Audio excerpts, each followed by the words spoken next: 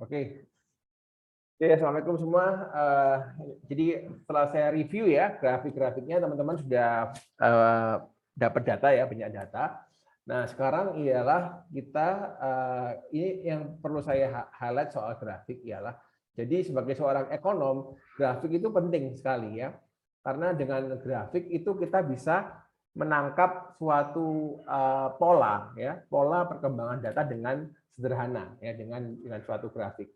Ya, jadi kalau daripada kalau tabel itu nggak bisa bunyi gitu. Kalau ini kita, oh ini ada tahun sekian naik, tahun ini kan ada, kita bisa bikin what is the story, kenapa nih tahun 2016 ini ada inflasinya meningkat gitu, dari 3,02 3,6. Kemudian di tahun 2017 ke 2020 itu ada declining, inflasinya menurun. What's happening gitu? Apa yang dibalik ini? Nah, ya, jadi apa namanya, mempresentasikan data dalam bentuk grafik adalah suatu skill dasar dari seorang ekonom ya. Nah, kaidah soal grafik itu yang pertama, grafik itu harus self explanatory. Apa artinya self explanatory? Ada yang ngerti nggak? Jadi itu bisa menjelaskan dirinya sendiri. Ya, jadi dengan melihat gambar tadi, satu gambar ini, grafik ini bisa menjelaskan dirinya sendiri. Jadi saya nggak perlu nanya pada yang bikin. Ini kan yang bikin sama tadi namanya Arjun ya. Arjun, ini satuannya apa? Nah, berarti nggak jelas, ya kan? Nah, ini dikasih ini kan kalau inflasi apa satuannya? Dalam apa? Arjun. Persen, Pak. Persen. Nah, artinya di sini ada nih, ada keterangannya, persen, ya kan? Aksesnya dikasih nama, aksesnya, ya. Dikasih name, ya kan? Bisa kan di sini klik kan bisa, ya kan? Format aksis, ya kan? Kita bisa kasih nama nih, ya kan? Name-nya, mana name-nya? Jadi name-nya kasih nama mana nih? Add value bisa nggak? Add option mana? Access option, text option mana? Mana? Di sini ya. Fill line mana? Name kasih name, dikasih name. Jadi mungkin di sini mana nih? Chat design ya. Di sini dikasih formatnya di sini kan ada nih. Nah ini kan ya. Kasih aksis title, primary horizontal, kayak gini kan ya, atau di sini lah inflasi gini, paling nggak minimal di sini kasih tahu inflasi ya kan, at least di sini kasih penjelasan, nah dalam kurung ini ya, persen. Nah itu ya minimal seperti itu ya kan, jadi orang tahu oh dalam persentase gitu kan ya. Jadi itu kaidahnya grafik. Yang kedua ialah harus punya sensitivitas. Ini sebaiknya ditampilkan dalam model apa, karena namanya grafik itu banyak banget ya kan. Kalau Anda lihat ini opsinya chart itu ada banyak nih. Anda di sini mana nih? Ada mana ya, bisa pilih. Ini soal graph itu, ini ada banyak nih, mau diambil dalam bentuk apa ya. Anda harus punya sensitivitas, oh kayak gini lebih tepat dalam bentuk garis, ini dalam bentuk pie chart, ini dalam bentuk, gimana Pak supaya bisa peka? Banyak lihat grafik ya, banyak lihat. Kalau Anda baca laporan-laporan, misalnya baca Bank Indonesia itu punya laporan triwulan kondisi ekonomi Indonesia, Bank Indonesia, Kementerian Keuangan juga punya, World Bank juga punya. Anda baca di situ, Anda cermati grafik-grafiknya, nanti lama-lama Anda akan punya terbangun intuisinya soal grafik. Oh ya kayak gini ya. Selalu pikirkan gimana, pastikan Anda bisa membaca grafik. Kalau ada grafik di laporannya Kementerian Keuangan, di Bank Indonesia, Anda bisa mengerti grafik tadi. Dan itu sebenarnya bukan it's not a rocket science, cuma butuh perhatian khusus ya, melihat grafiknya itu Anda akan paham maksudnya apa lama-lama ya. Dan yang kedua, setelah Anda bisa memahami grafik, yang kedua, gimana saya bisa bikin grafik seperti ini ya. Nah, itu harus suatu hal yang harus di-build terus selama 4 tahun ini gitu kan. Apalagi sekarang zamannya apa? Zamannya visual media ya. Nanti misalnya satu hari Anda jadi misalnya jadi tenaga ahli di Kementerian Keuangan ya. Oh, jadi Menteri Keuangan sekalian dari kayak Bu Sri Mulyani gitu. Amin ya. Siapa tahu. Nah, jadi ada jadi menteri. Nah, nanti kan kemudian sama Pak Jokowi, Bu Mulyani tolong sampaikan apa namanya laporan terakhir ekonomi Indonesia. Bu, saya ini ada habis ini ada rapat sama Pak Luhut, tolong jangan lama-lama ya. Nah, sampaikan dalam satu slide. Jadi pernah dengar istilah infografik, ya? Nah, jadi sekarang adalah suatu eranya visual komunikasi, gimana kita bisa merangkum suatu message dalam satu gambar. Bayangin, jelasin ke Pak Jokowi dalam satu gambar, satu slide aja. Nah, itu suatu hal yang nggak bisa terjadi dalam satu malam, ya. Itu perlu latihan untuk bisa mengkompres. Anda mungkin bisa baca 3-4 laporan, ya, 2-3 buku. Ketika Anda presentasi, gimana Anda merangkum semua ide yang Anda pernah baca, semua angka yang Anda pernah lihat dalam satu gambar, satu slide. Nah, di situ perlu keterampilan untuk mana sih yang paling penting disampaikan, mana yang nggak penting.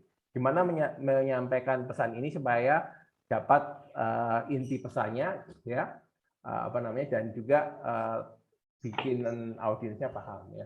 Itu catatan saya mengenai grafik. Ada yang mau tanyakan soal itu? Soal grafik? Oke. Kalau tidak ada, maka saya mau memberi kuis. Ya, kuis. Kuis berhadiah. Nggak ada hadiah sih, sorry, nggak ada hadiahnya ya. Oke, silahkan cek di WAG kalian makro di PTM makro A. Saya ini Jumat 15.30 kan ya. Oke, coba silahkan lihat. Saya sudah memberikan link di WA-nya. Silahkan dikerjakan. Ini saya copy sekalian, saya copy juga. Mungkin ada yang itu. Saya copy ke chat grupnya kita. Nah, kita punya chat room. Ini sudah tadi ya chatnya kita. Oh, ini dia chat. Silakan cek di chatnya. Kalau yang nggak bisa, tapi itu diklik. Anda saya kasih waktu 10 menit dari sekarang. Silakan dikerjakan. Ada 20 soal.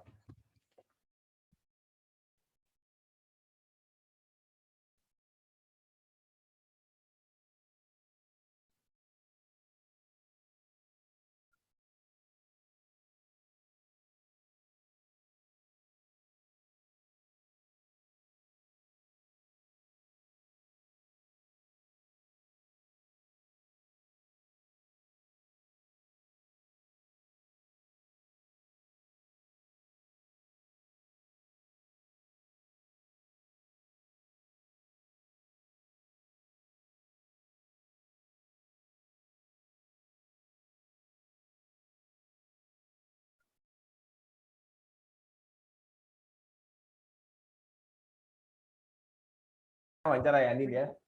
Saya minta waktunya Andin untuk wawancara ya. Jadi Andin dulu pernah berjualan ya. Berapa lama dulu berjualannya Andin? Dari SMP sampai kelas 11. SMP sama. Jadi Pokoknya corona itu saya berhenti, Pak. Berapa tahun dari itu jalannya? Dari kelas 8 sampai kelas 11 itu 4 tahun. 4 tahun. Oh, lumayan ya. Jual apa itu Andin? Apa ya produknya? Pertama kali jualan tuh jualan itu kayak bantu tante aku jualan donat, makanan-makanan gitu. Terus habis itu kayak aku akhirnya cari reseller lagi gitu, cari kerudung gitu. Akhirnya aku juga gitu. Pokoknya yang kerudung itu hampir 2 tahunan. Oke. Jadi donat, kerudung, apalagi produknya? Sama itu Pak, kayak alat kayak masker, terus Masker sama kecantikan, lip tint, ya. Masker untuk COVID atau masker untuk Enggak, masker wajah. Oh aja, masker Iya. ya masker untuk itu kan, untuk beauty. Iya. Oke. Oke, sekarang saya tanya ya. Jadi kan tadi berarti yang produksi cuma donat ya? Donat juga reseller atau produksi? Yang tadi Itu lebih ke bantuin tante, tapi saya ambil untung dari situ. Tapi tante yang produksi atau tante ambil juga? Iya, ya? tante sendiri yang bikin. Yang bikin ya, oke. Ya. Oke, sekarang saya mau pakai contoh yang donat dulu ya. Karena kan di donat ini kan ada proses produksinya, ya kan? Ya, sedangkan tadi yang jilbab tadi kan banyak yang reseller kan, ambil jual gitu kan, ambil margin ya. Oke, sekarang saya tanya ya. Sini ada yang suka makan donat? Saya, Pak. Saya, Pak. Yang lain mau produsen. Oke, coba satu orang. Siapa yang suka beli donat? Apa Dunkin Donat atau apa? Saya, Pak. Saya, Pak. Apa yang kita angkat tangan, susah nih, banyak orang. Siapa? Ya, Arisa. Oke, Arisa. Nah, ketika Arisa kan pasti punya, kalau beli donat pakai duitnya siapa? Kita asumsikan Arisa ada itu apa namanya uang saku dari orang tua ya tiap bulan. Ada, Pak.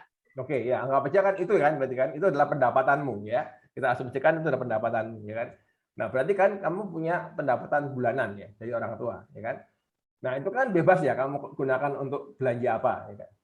Ya, betul. Yeah. Nah, ketika kamu belanja donat ke tadi Andin ya. Ke Andin ya kan. Nah, itu gimana prosesnya? Misalnya kamu kalau beli donat berapa? 1 lusin atau berapa? Ya misalnya 1 lusin gitu Pak, kan ya, buat bareng-bareng gitu sama teman-teman yang lain gitu. Sip ya. Ini berapa kira-kira harganya yang pernah kamu belanjakan? Mungkin berapa ya? 50.000 Pak. Oke, 50.000. Nah, 50.000 ini statusnya apa buat kamu? Statusnya 50.000 tadi. Uang saku. Enggak, kamu kan punya uang saku kan ya orang tua kan?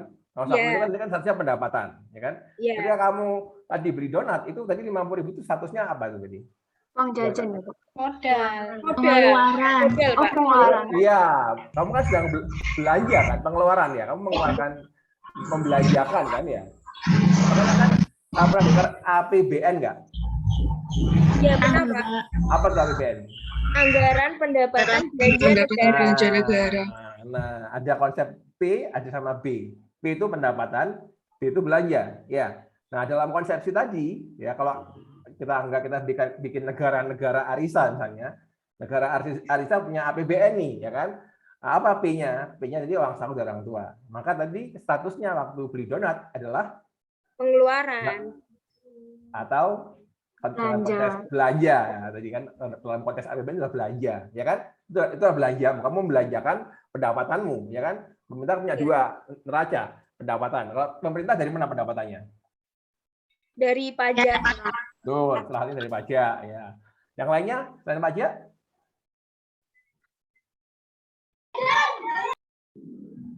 Ada yang tahu nggak? Yang ke luar negeri termasuk nggak Pak? Ekspor tuh yang melakukan ekspor siapa? Orang pengusaha. Ya, pengusaha. Misalnya tadi ya kita pakai contohnya bea cukai, Pak, bea cukai. Iya, betul. Apa tuh bea cukai? Maksudnya apa bea cukai itu?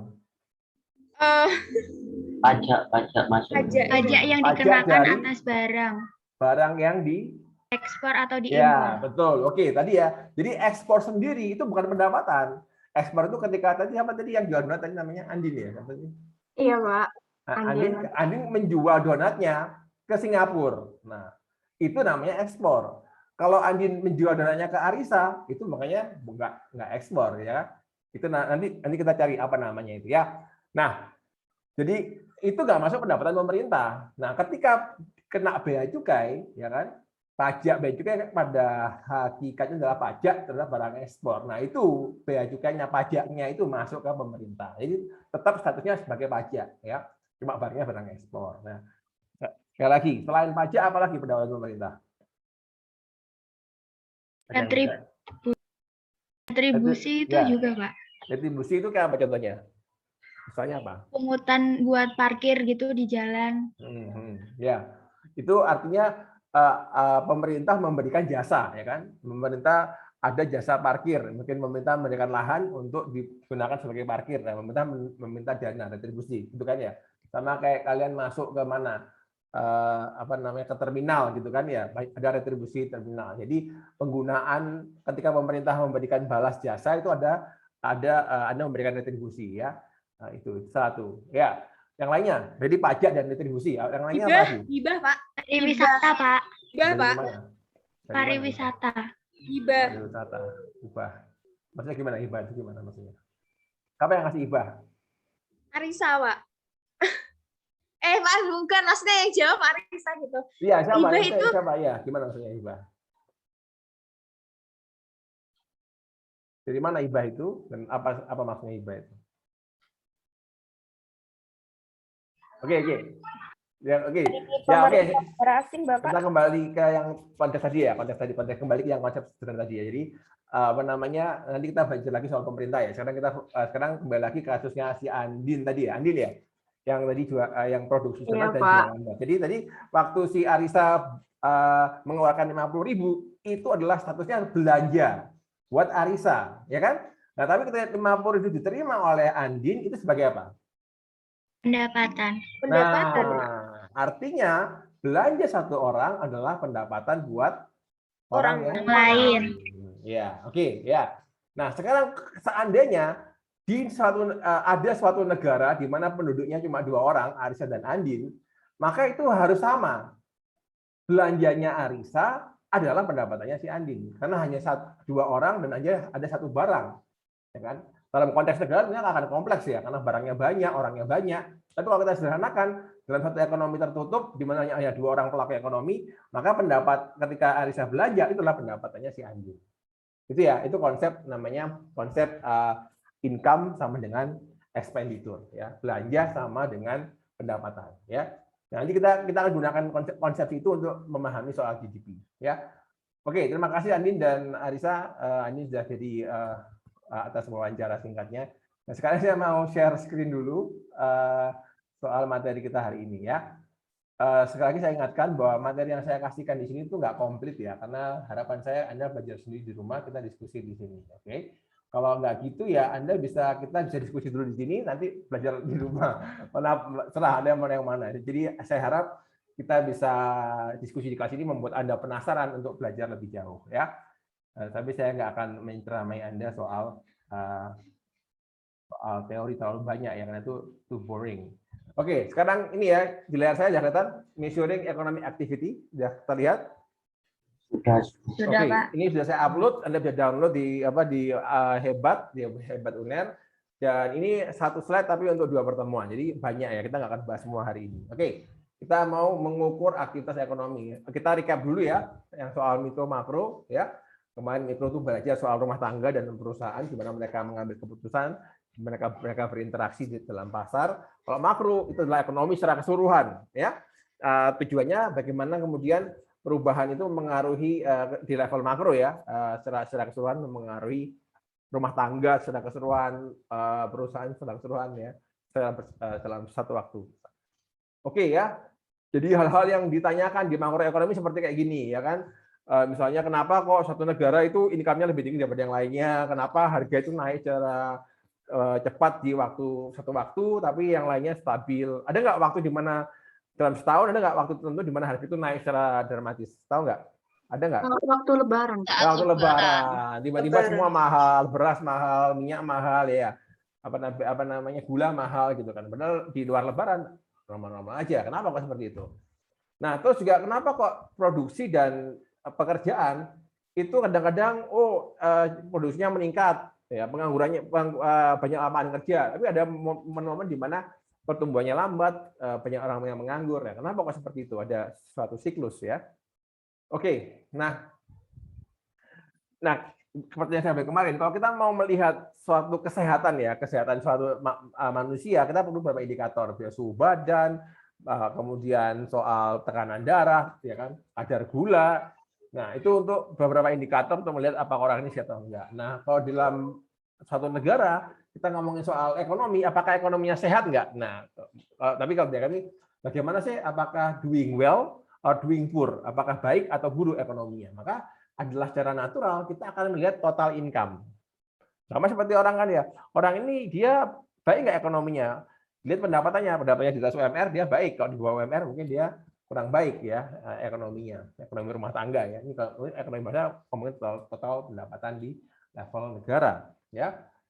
Oke, nah jadi ini ya. Untuk perekonomian secara keseluruhan, income, pendapatan harus sama dengan belanja. Kayak tadi kan ya.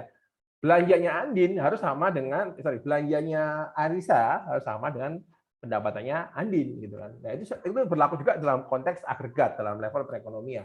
Jadi karena tiap transaksi ada pembeli dan penjual, belanja satu pihak adalah pendapatan dari pihak yang lain. Ya, oke, itu konsep yang dasar ya. Nah, sekarang kita masuk ke GDP. Jadi GDP ini dengan konsepsi itu, maka kita punya 2 cara nih mengukur GDP.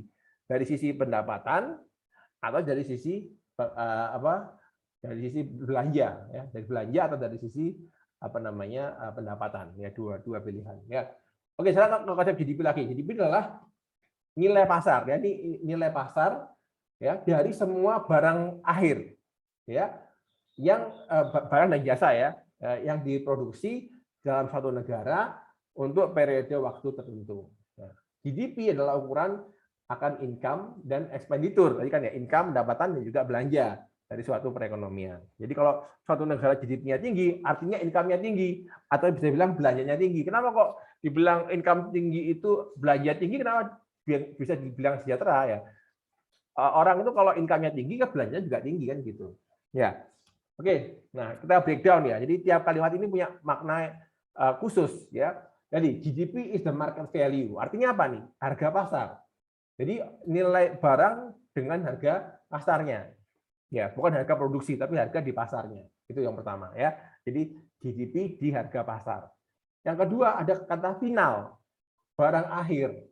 Nah, jadi hanya yang itu adalah barang akhir, barang untuk dikonsumsi gitu loh. Bukan barang intermediate. Tahu nggak bedanya?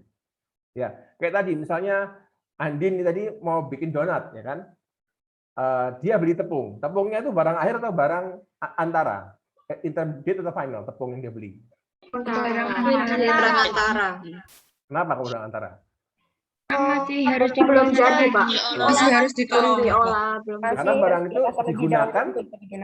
Kenapa tadi? Bunga tadi yang. Iya, harus diolah terlebih dahulu, Bapak. Ya, karena tepung tadi itu digunakan untuk memproduksi donat, ya kan? Nah, jadi yang donatnya ini kemudian dibeli sama si Arin terus dimakan. Itu jadi barang final. Karena barang final adalah barang yang dikonsumsi. Ya, itu bedanya antara barang intermediate dan barang yang final. Nah, sekarang kembali ke jualannya Andin yang lain. Tadi Andin beli jilbab tadi kan ya. Nah, itu intermediate atau final? Final, Pak. Karena setelah itu bisa langsung digunakan.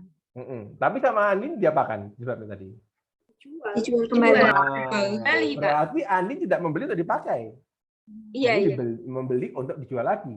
Maka statusnya adalah barang intermediate. Betul, intermediate goods. Karena dia tidak mengkonsumsinya, dia jual lagi. Nah, itu tadi. Makanya ini kan kita ngomong soal aktivitas ekonomi ya. Kayak tadi ya, misalnya tadi kita ngomong soal donat tadi ya. Donat tadi adalah suatu barang yang diproduksi dari barang lain, ya kan? Yaitu barang tadi tepung ya. Tepung, beli gula, telur, jadinya barang lain kan. Ada input ya. Inputnya apa? Inputnya mungkin ini donatnya digoreng ya, namanya digoreng donatnya ya. Jadi perlu minyak goreng, perlu tepung, perlu gula ya, perlu telur ya. Ini adalah inputnya, bahan bakunya. Ya, bahan bakunya diolah menjadi produk yang namanya donat. Nah, ini namanya apa nih namanya? Kalau seperti ini ada proses bahan mentah diproses jadi bahan jadi. Ini namanya apa nih? Tahu nggak? Betul. Itu namanya manufaktur.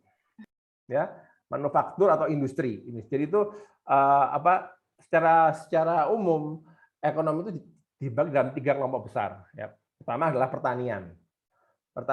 Yang kedua adalah manufaktur atau sektor primer, sektor sekunder, sektor tersier. Sektor primer itu mengambil dari alam. Ya, kayak petani. Petani kan ambilnya dari apa? Bibit ya kan? Benih ya kan, diambil dari alam, ditanam, tumbuh ya kan. Jadi semua dari alam kan? Atau orang misalnya peternak juga kayak gitu kan. Primer itu adalah yang sifatnya ekstraktif dari alam. Pertambangan, dia kan langsung ambil dari alam kan. Perhutanan, pohon ditebang, ya kan dijual, ya kan. Itu namanya sektor primer. Intinya tebang ambil jual, tebang ambil jual. Jadi sama juga kayak nelayan, ya kan. Ke laut ambil ikan dijual, ya. Itu sektor primer, sektor yang ekstraktif, ambil dari alam dijual. Yang kedua adalah sekunder. Di sini ada proses. Jadi ambil dari sektor ini mengambil bahan baku dari sektor yang pertama, diolah menjadi barang lain. Ya, kayak tadi dalam kasusnya Andin tadi itu agak kompleks ya. Karena tadi ada tepung, ada telur. Kalau telur tadi nggak dari industri langsung ya, dari ekstraktif sektor pertama. Tapi kalau tepung itu dari mana? Dari sekunder atau primer? Sekunder itu Dari primer. Ada kan nggak ada kan tumbuhan berbuah tepung nggak ada kan? Iya. Yang ada apa? Gandum ya kan? Gandum, singkong. Ada singkong diolah jadi tepung. Berarti masuk ke sektor Primer. sekunder. Nah, ada proses dulu. Kalau ada prosesnya, ya itu kalau misalnya Anda jual singkong, nah Anda primer. Anda tanam singkong jadi dibawa ke pasar dijual, itu primer. Tapi kalau kemudian singkongnya diproses, digiling, dikeringkan jadi tepung, itu masuk ke sekunder, ya ada prosesnya. Ya. Nah, yang ketiga adalah sektor tersier. Sektor tersier adalah sektor yang tidak melibatkan barang, yaitu sektor jasa. Ya, saya nih misalnya, saya dapat dibayar ini, mana barangnya? Mana barangnya? Nggak ada kan? Ya, saya memberikan apa ke kalian? Jasa. Barang yang intangible, ya, sektor service, ya. Sama seperti tadi si Adin. Ketika Adin tadi jualan jilbab, sebenarnya kan dia nggak produksi kan? Itu masuk ke mana? Primer atau sekunder? Yang jelas bukan primer ya. Sekunder atau tersier? Sektor manufaktur atau jasa? Tersier. Kenapa? Yang dijual Andin sebenarnya apa sih yang dijual sama Andin? Sekunder. Benar. Kalau sekunder kan dia ada prosesnya nih, ya kan? Dia, tapi prosesnya dia apa? Dia kan apa prosesnya dia? Mungkin kalau apa di packaging, apakah Adin menambah mungkin di bordir dulu? Enggak? Atau langsung dijual aja?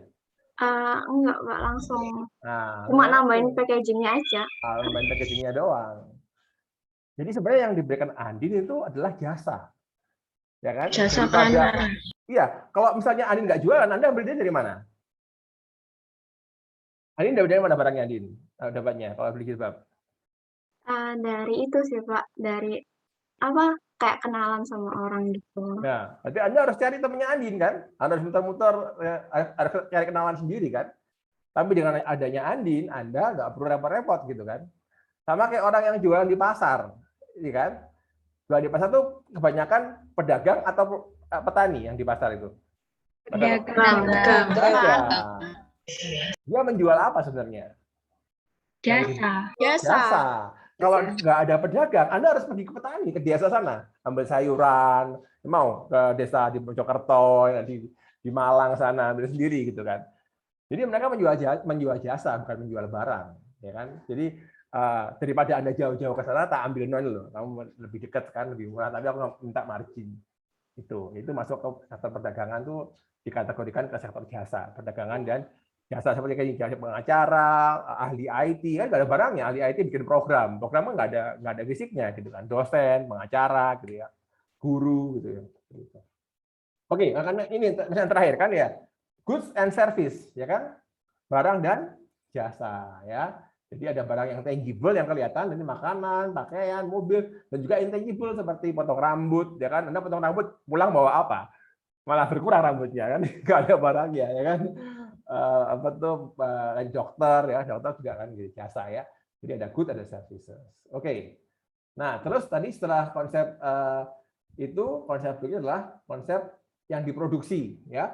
Jadi diproduksi.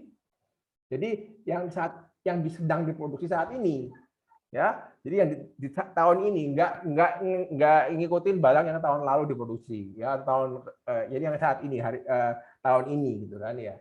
Di suatu negara ya, jadi negara tertentu di Indonesia ya, jadi itu konsep GDP ya.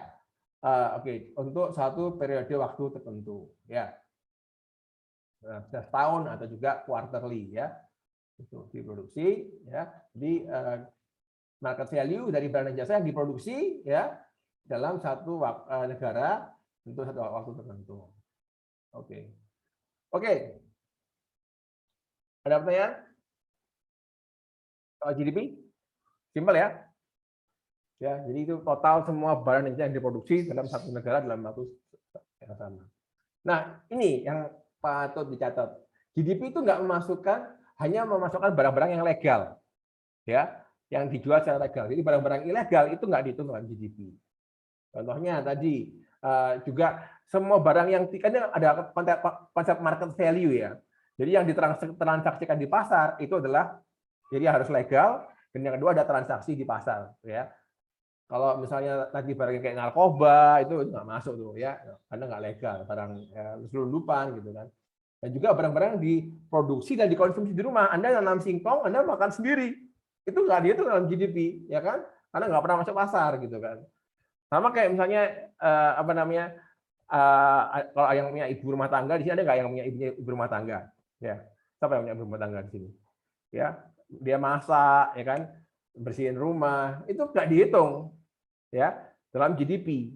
Tapi kalau Anda punya asisten rumah tangga (ART), dihitung nggak dalam GDP? Ya, dihitung karena tetap dihitung, Mbak. Ya dihitung karena dia adalah satu transaksi ekonomi, dia dapat pendapatan di situ, dapat itu.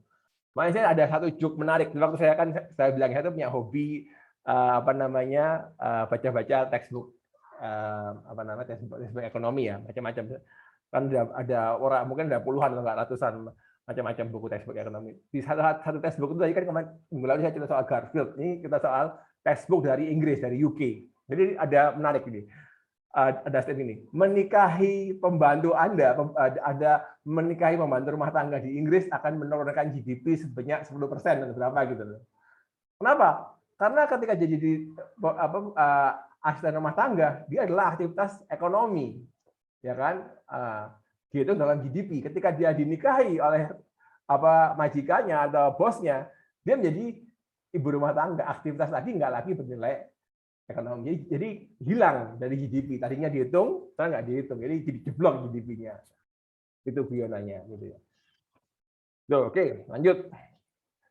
Oke, jadi sekarang gimana kita mau menghitung GDP ya? Jadi tadi kita bisa menghitung total semua pengeluaran ya, tapi dari barang final, barang akhir ya, atau kita menjumlahkan income ya atau pendapatan di P akan APBN, dihitung pendapatannya atau dihitung belanjanya ya. Oke, jadi hasilnya jadinya harus sama harusnya karena konsepnya GDP, karena tiap transaksi ada pembeli dan penjual ya. Setiap rupiah yang keluar sebagai belanja adalah rupiah yang masuk sebagai pendapatan. Oke, ini kalau kita diagram ya. Jadi ekonomi itu supaya bisa memahami ekonom, untuk bisa dia membuat model. Ya, model itu kalau teman-teman di arsitek ya, di teknik sipil, model itu maket ya. Maket jembatan, maket gedung, ya. Kalau kita model itu adalah bagan, grafik, atau persamaan matematika, ya. Coba dilihat yang atas yang box itu, box dulu. Ada box yang warnanya apa tuh biru ya. Ada firm, ada household. Yang sebelah kiri itu perusahaan, yang sebelah kanan tuh rumah tangga, ya. Nah, firm perusahaan itu memproduksi barang. Ya, good and service ini coba saya pindah dulu ya, biar enak. Ini bisa coret-coret juga, sebentar ya. Oke, sorry.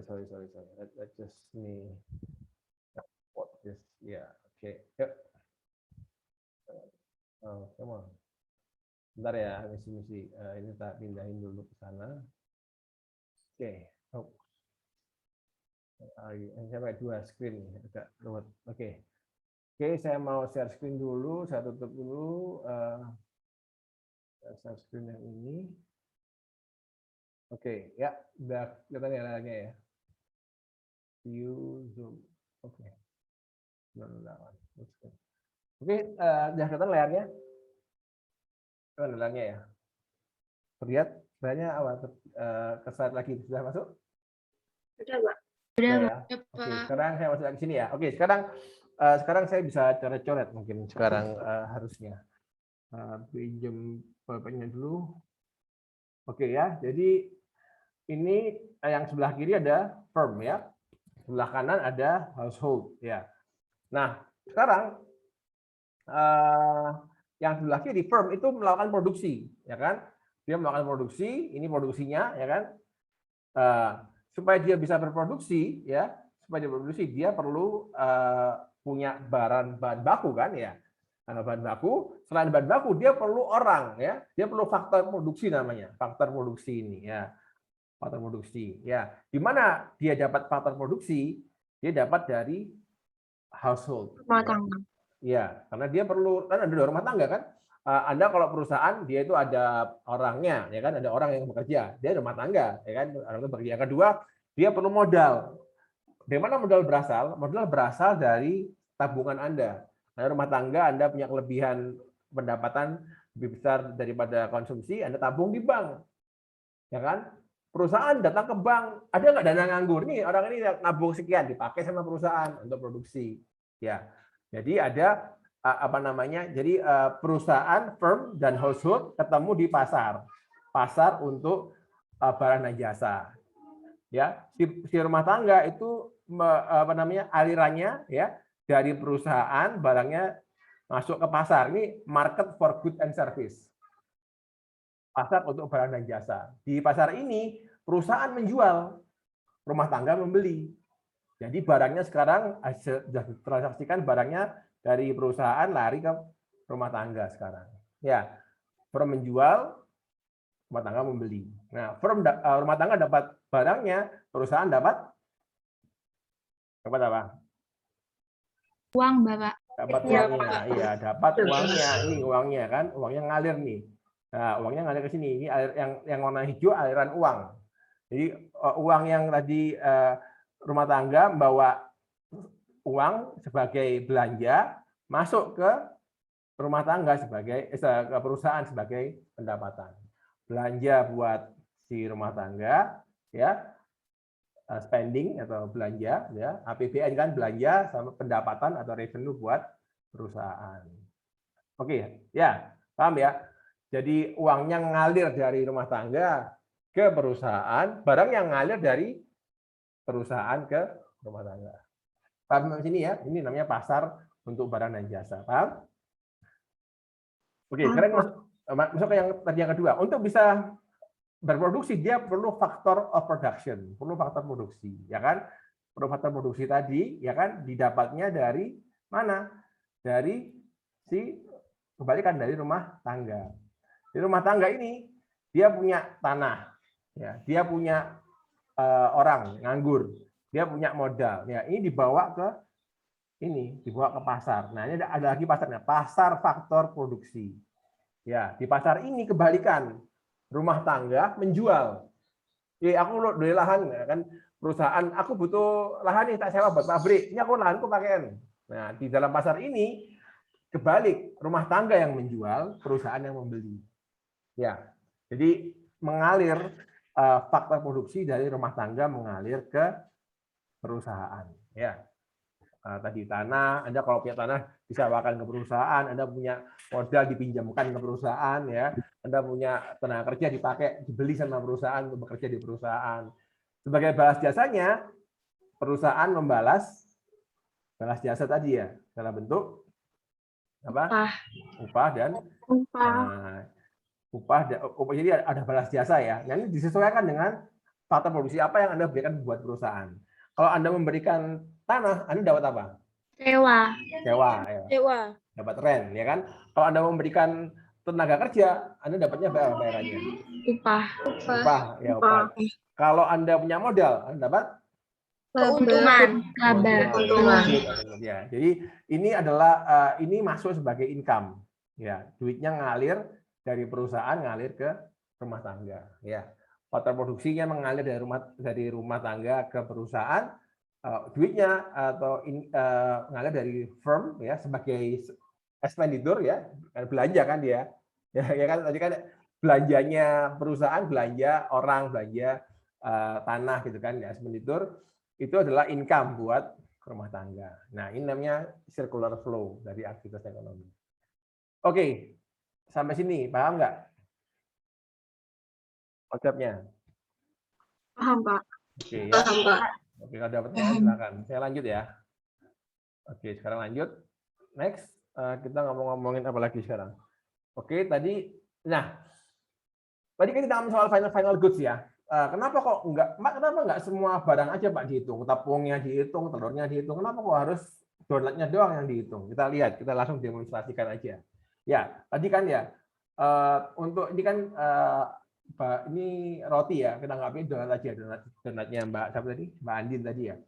Mbak Andin tadi kan untuk bikin donat ya, dia perlu tepung ya kan. Sorry, ini adonan. Adonan ini dibuat dari tepung dari gandum ya kan. Berarti anggapnya satu perekonomian itu ada produksi gandumnya, ada produksi tepung, ada produksi adonan, ada produksi donat ya. Nah, kalau dijumlahkan semua itu 376. Ya. Seakan-akan GDP-nya 376. Nah, tapi sebenarnya tuh ini ada double counting. Kenapa?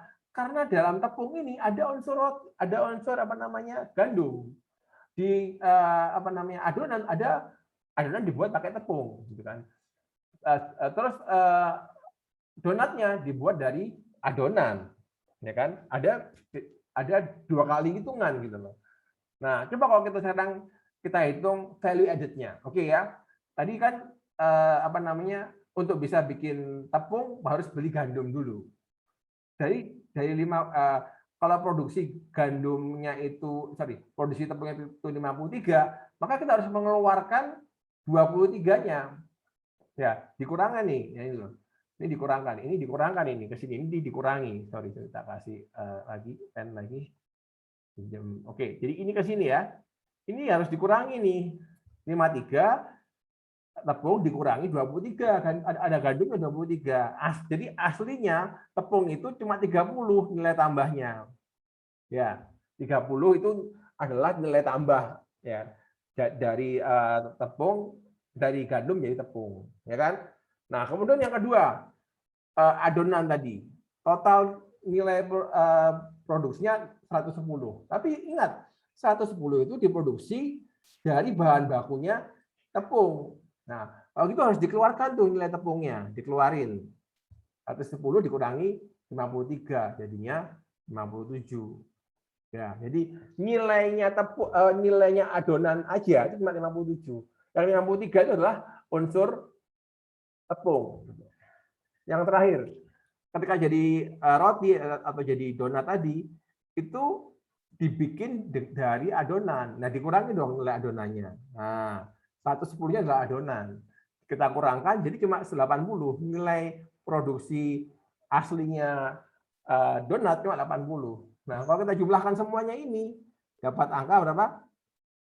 190 Bapak. Sama dengan nilai Final product. Sama dengan final product. Gitu, ya.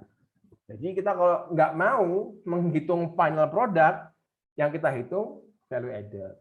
Nah, sekarang saya tanya, kalau kita ngomongin kehidupan nyata, lebih gampang yang ngitung barang akhir atau ngitung nilai tambah? Barang akhir, Bapak. Barang akhir, Pak. Oke, tadi kita kembali ke kasusnya si Andin tadi. Andin itu beli jilbab banyak. Itu bisa nggak kita tahu dia belinya untuk apa? Apa beli dipakai lagi atau dijual lagi, kita bisa nggak tahu. Ya. Nggak tahu kan? Ya kalau kita petugas DPS ke rumahnya Andin, oh dia beli jilbab apa misalnya berapa lusin gitu kan? Nah, hitungnya dia gitu kan? Mbak Andin ini apa? Ini dipakai sendiri atau mau dijual lagi? Oh dijual lagi Pak. Nah, oke dijual lagi. Hitung sebagai barang antara, ya kan? Tapi mungkin nanti di tengah jalan Andin nggak tak pakai sendiri aja. Gitu. Ya kan? Susah kan membedakan mana barang final. Orang ini beli donat tadi, misalnya Andin ada orang beli donat dari Andin. Mbak aku beli Mbak. Nah, kita bisa nggak tahu dia beli untuk dikonsumsi sendiri atau dijual lagi? Nggak bisa. Susah kan? Susah ya? Susah. Nah, susah. Makanya akhirnya yang lebih gampang ialah menghitung nilai tambah. Jadi orang tinggal tanya kalau dia produksi ini dari mana produksinya, gitu kan? Nah, makanya ada PPN, apa PPN? Pajak pertambahan nilai. Pajak pertambahan nilai. Pertambahan nilai adalah value added. Pertambahan nilai. Ya, berapa PPN itu sekarang? Ada yang tahu nggak? 10%. 10%. Nah, jadi kalau kita mau menghitung GDP ya, itu kita bisa menghitung hanya barang akhir aja yang itu susah, Atau yang kita hitung nilai tambahnya aja. Kita nggak peduli barang itu dari mana, apa mau digunakan untuk produksi, untuk konsumsi, kita hitung aja. Ini barang ini sebelumnya apa sebelumnya barang ini. Kan kayak tadi, Andin ini sebelumnya apa? Kita kurangkan sama produk sebelumnya pembentuknya, jadi nilai tambah. Nah, kalau GDP, kalau value added itu benar, ya kan? Ingat, jadi GDP itu adalah jumlah dari value added seluruh barang di suatu negara. Kalau PPN kita benar 10%, seharusnya PPN kita itu besarnya 10% dari PDB. Silahkan dilihat, apakah total penerimaan PPN kita sudah 10% dari PDB enggak? Kalau belum, berarti pajak kita masih banyak yang errornya. Jadi ada barang-barang yang nggak dipajak sama pemerintah. Ya, karena harusnya sama dong, ngomong itu dari value added kok. Memang GDP kan ada total value added dalam satu negara. Oke ya, itu tadi pendekatan pertama, pendekatan produksi, menghitung nilai produksinya dengan nilai tambah, ya, atau final goods kalau memungkinkan, ya. Kalau negara cuma kecil, barangnya cuma sedikit, mungkin bisa. Nah, yang kedua adalah belanja, ya, pendekatan expenditure, ya. Saya skip dulu ya, ini ya. Jadi ini ada di expenditure itu ada belanja di level rumah tangga, itu namanya personal consumption. Ya, rumah tangga itu bisa belanja barang yang durable, barang yang apa namanya jangka panjang, ya, atau non durable, barang yang apa namanya jangka pendek udah bisa habis gitu kan. Kayak Anda beli rumah, mobil itu durable goods kan, non durable tuh kayak beras dimakan habis gitu kan. Servis, jasa, ini juga belanja jasa. Itu di apa? Jadi kalau pendekatan belanja itu dilihat aktornya. Aktor yang pertama adalah rumah tangga sebagai konsumen, ya.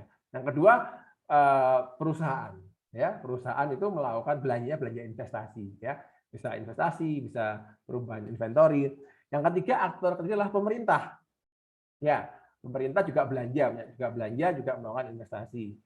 Yang terakhir adalah luar negeri. Kalau tadi kayak tadi Andin, ya, kan saya tanya, kalau barangnya Andin dibeli sama Arisa, itu masuk kemana? Belanjanya Arisa itu masuk dalam ini 1, 2, 3, 4 masuk kemana? 4, Bapak. Kalau yang beli Personal consumption. Ya. Kalau donatnya Andi dibeli orang di Singapura, dia ekspor. Nah, itu baru masuk yang nomor 4, ya, gitu ya. Atau kalau Andin beli donat impor, ya, itu berarti masuk ke 4, ya, gitu. Oke ya, itu pendekatan pengeluaran, ya. Jadi pendekatan produksi, pendekatan pengeluaran, yang tadi adalah income, ya. Jadi kan ini ya, jadi kita jumlahkan semua total pendapatan di satu negara, ya kan, karena orang belanja dari income kan. Total semuanya dapat GDP. Jadi sekarang GDP ada 3, ya, ada 3 cara menghitung GDP. Pertama, dari produksinya sendiri. Total semua produksi barang dalam perekonomian. Tapi ingat, hati-hati double counting, ya. Jadi hanya hitung final goods atau gunakan value added. Yang pertama, pendekatan pertama untuk menghitung GDP dengan produksi. Yang kedua, dengan expenditure, total belanjanya siapa aja aktor dalam suatu ekonomi, berapa belanjanya jumlahkan semua. Ya, itu pendekatan expenditure atau belanja. Yang ketiga, pendapatan.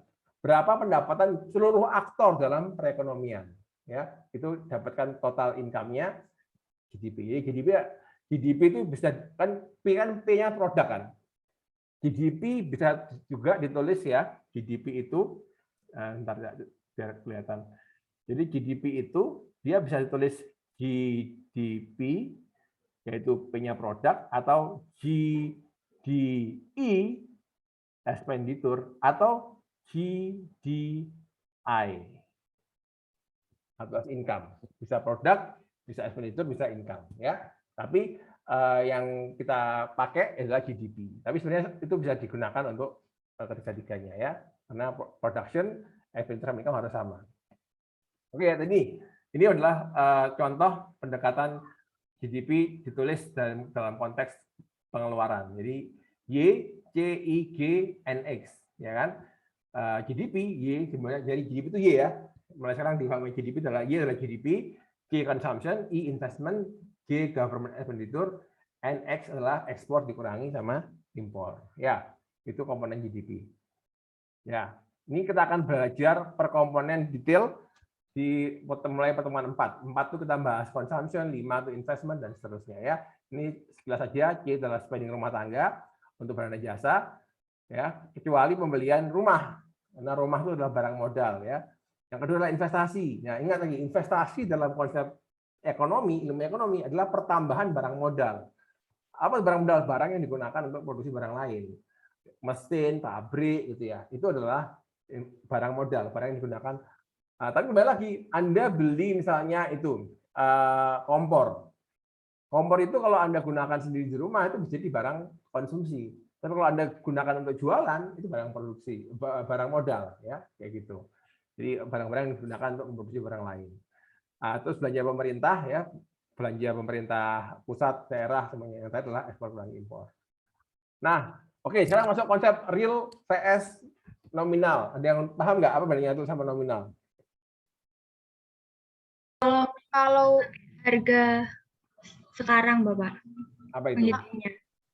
Pak, kalau nominal itu tidak menentukan apa namanya? Nominal harga saat ini. Oke, ada yang coba lihat di BPS nggak? Kalau di BPS itu PDB itu ada 2 kan ya? Iya, Bapak. Apa yang satu, apa yang satu?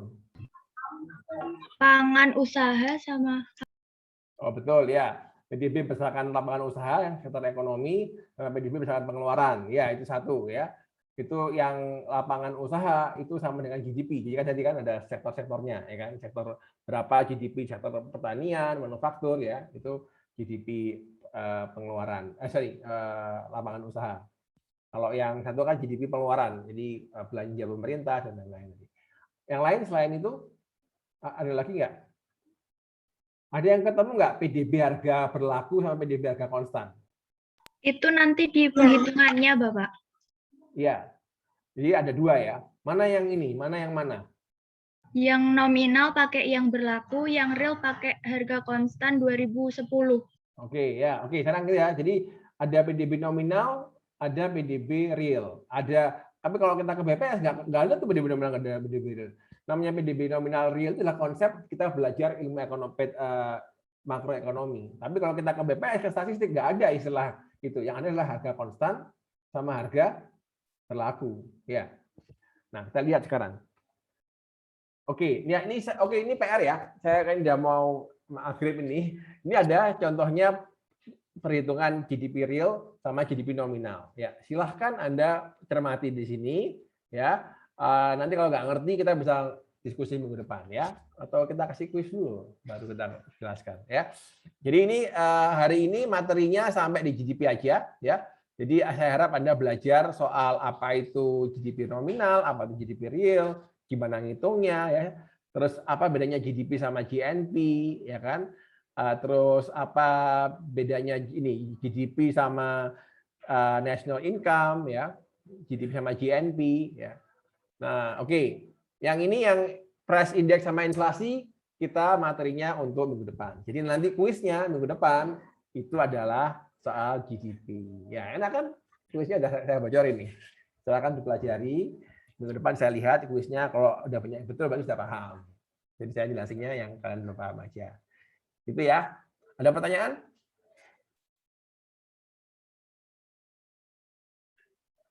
Untuk materi hari ini?